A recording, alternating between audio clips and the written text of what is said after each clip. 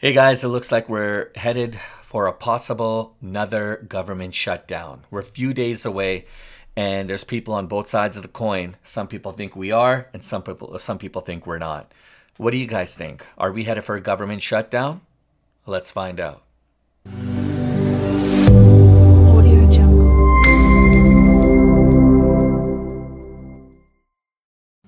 All right guys, hey, welcome back to Thing Duality.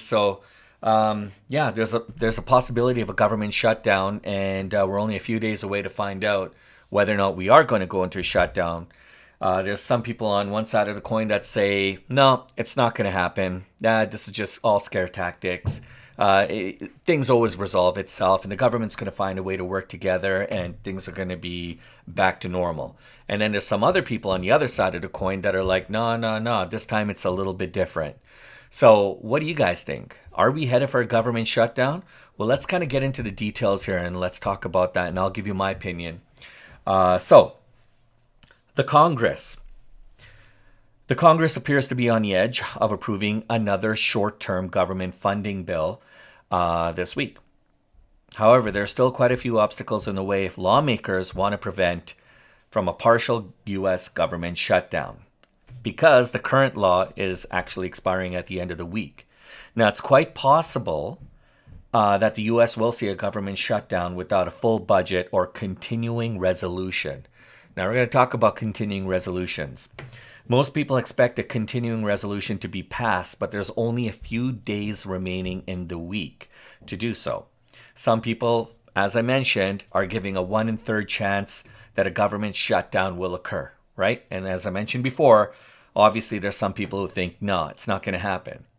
However, if a shutdown is avoided, further work will likely be needed to pass a budget, a full budget.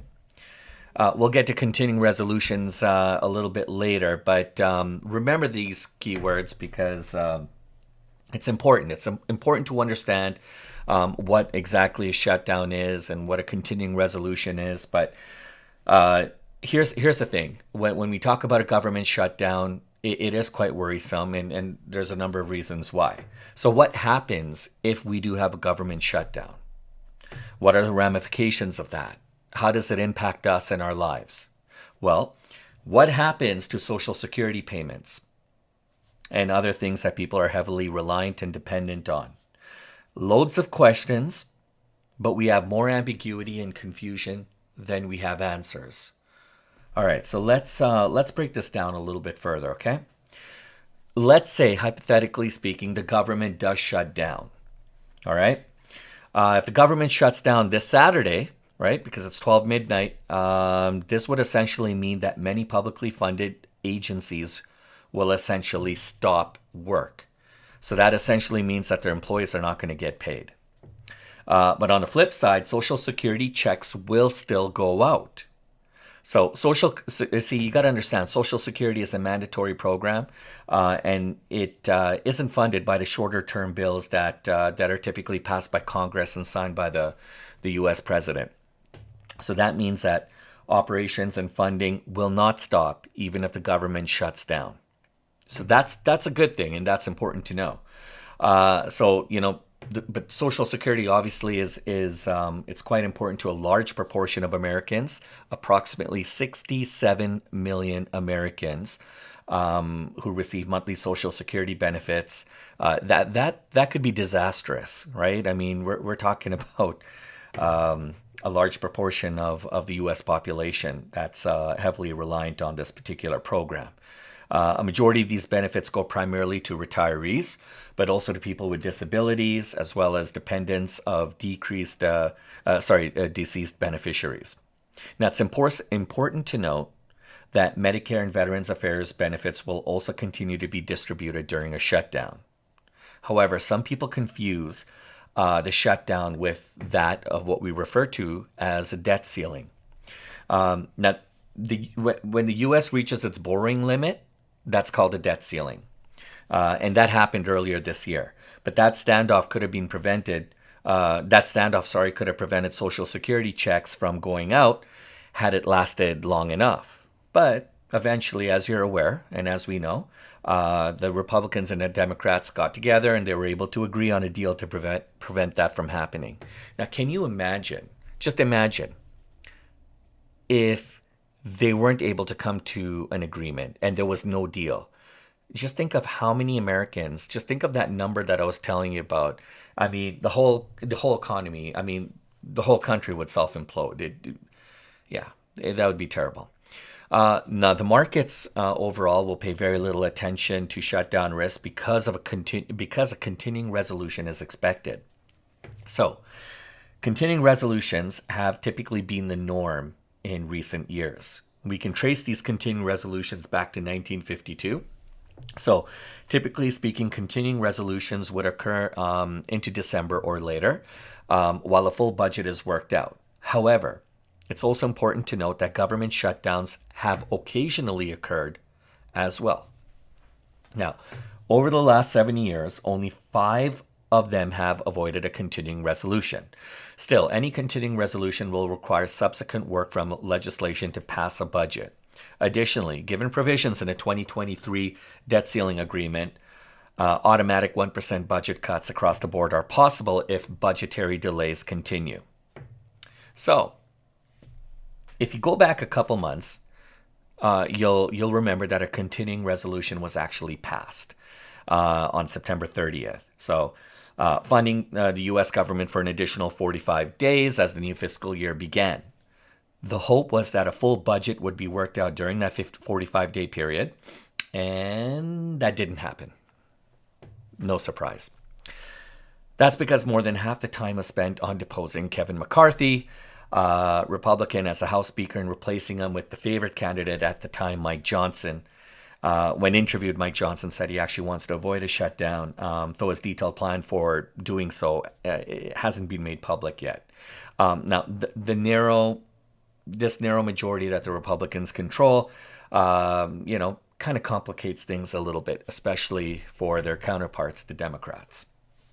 So let's break this down a little further. There are 12 appropriation subcommittees that compromise the U.S. budget. Now, the Senate has made progress on 3 of them, passing a bipartisan combined bill on the 1st of November for agriculture, veterans affairs, transportation, housing, and urban development. The House has approved bills for 7 out of the 12 budgetary areas, but recent progress has slowed down this week. Now, the House bills were passed along partisan lines, making it unlikely for them to garner the required support in the Democratic-controlled Senate. On the other hand, Senate measures have seen bipartisan support.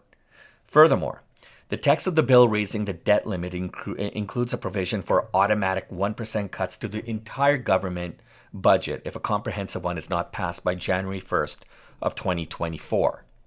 The purpose of this measure is to encourage swift progress on the budget with the intention that the cuts wouldn't actually be implemented. Nonetheless, it adds another deadline factor to the budgetary process. So yes, we will most likely continue to go through this until we can kind of come to some kind of understanding. So talking about the market reaction to all this, so going back to continuing resolutions, we mentioned that historically speaking, they're quite common. Okay. Although they may disrupt some aspects of government, such as travel and hiring practices, as a deadline for potential government shutdowns approach, there's a need to plan for such scenarios. However, in general, the government can continue to operate with a degree of normalcy under a continuing resolution. Okay. So they're not all that bad. They don't really disrupt things too much. Now, on the other side, what exactly happens if an actual government shutdown were to happen? Like, how does that really impact us? So if a shutdown were to occur, it's important to note that it would have a far greater impact on us than we know. The major issue is delay and uncertainty around pay for government employees. Back pay is legally guaranteed for most positions, but a delayed paycheck can obviously have a major impact on a household. They say that, there's a saying that says that everyone's like 2 paychecks away from poverty. The way things are going, it seems like we're all one paycheck away from poverty, right? So you can just imagine If you're a government worker, you have rent, mortgage, you got a car payment, you got bills that are due. Christmas is right around the corner. So what do you do? What do you do when that happens, right? A long shutdown could harm the economy as well. The longest shutdown lasted for about 35 days, from December 22nd of 2018 to January 25th of 2019. So just imagine a few days before Christmas, and then a couple weeks into December, well, maybe a few weeks into January, that's when they were able to kind of get back to work. And the Congressional Budget Office estimated that it cost the U.S. economy at least $11 billion directly, with indirect costs that were harder to quantify, obviously. Additionally, the payment process for government contractors is unclear, which obviously can have repercussions for sectors like defense and pharmaceuticals that heavily rely on government procurement. Lawmakers are also worried that a government shutdown, particularly during a current heightened geopolitical tension like what we're going through right now, would be obviously unacceptable, as it could disrupt military operations. You guys are well aware. We talk a bit about it a little bit on this channel, and there's plenty of other channels that make reference to it. But you don't have to. I mean, you don't have to follow the news like 24/7 to know that there's a lot of geopolitical tensions that are happening out there. There's so many conflicts going on around the world, and yeah. So just imagine if a shutdown happens. Obviously, it's not just going to affect the people that live in the United States. It's also going to affect people that live outside of the country as well. So we mentioned that some of the impacts that a shutdown could potentially have, but a shutdown would stop many other federal programs and services, such as the Special Supplemental Nutritional Program for Women, Infants, and Children. Women, Infants, and Children, also known as WIC. Now, the WIC would essentially stop operating 1 or 2 days into a shutdown. Why does this matter? How does this affect you? Well, the Women's Infant and Children program is intended to help low-income pregnant and postpartum women, as well as children under the age of 5, access to healthier food and programs and services. Now, according to the Agricultural Department, more than 6 million people received women, infants, and children's benefits each month in 2022, including about 39% of all U.S. infants. So, government shutdown should not be confused with a debt ceiling standoff, right? I talked about this before because, again, in the event that there was, there was issues with the debt ceiling, Social Security payments would not be going out. And in a government shutdown, it's the opposite. Social Security payments will continue on. So there are discussions about a laddered approach, kind of like a layered ladder approach to some of the budget components that I've been talking about. So essentially what this means is passing a budget for one aspect like the military, right? And then addressing another department's budget, perhaps maybe at a later date. The idea is to set specific deadlines for each department's budget, offering lawmakers more targeted timelines rather than a single deadline for an entire budget. However, this is obviously segmented. This is kind of like a segmented approach, potentially to add to the complexity of everything that's going on into the overall budgetary process. So it does make things rather complex and confusing. So what do you guys think? Will we see a government shutdown? If you ask me, I feel as if a continuing resolution is probably more in the cards now rather than a government shutdown. Nevertheless, the current House Speaker is likely aware that his predecessor, as you guys are aware, was previously removed from office following an agreement on bipartisan continuing resolution. So that's important to know. The reason why Kevin McCarthy is no longer the House Speaker is because of these very reasons, but it'll be interesting to see how things play out. So a government shutdown is a concern for markets, particularly with emerging recession risks, as it could negatively impact economic growth. The specifics of any kind of continuing resolution, including its duration, will obviously be closely monitored. while there's discussion about that staggered approach that I was talking about to upcoming budget deadlines, or the laddered or layered approach, however you want to call it, the possibility of an automatic budget cuts in 2024 will continue to loom over each and every one of our heads with additional delays. Now, despite the tight deadline, the expectation in the markets is currently that the government shutdown will obviously, well, I'm not going to say obviously, but there's a strong likelihood that it'll be averted through another routine continuing resolution for the current fiscal year. So bottom line, the federal government is set to shut down at 12:01 a.m. Saturday. If Congress does not pass a bill for more funding. Now, as I mentioned before, the Republicans have a very slight narrow majority on the House, but there's that little group of hardline conservatives that are kind of holding out from the rest of their party, the rest of the Republicans, that are actually demanding for deep cuts in government spending.